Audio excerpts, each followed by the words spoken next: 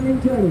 మీరు TV line కనుక చూస్తే మీకు దుర్వార్తలు కనపడతాయి, మీరు ఎన్టీవీ కనుక పెడితే మీకు దుర్వార్తలు వినపడతాయి. కానీ ఈ యొక్క ప్రాంతంలో మీకు శుభవార్త ప్రకటించబడుతుంది.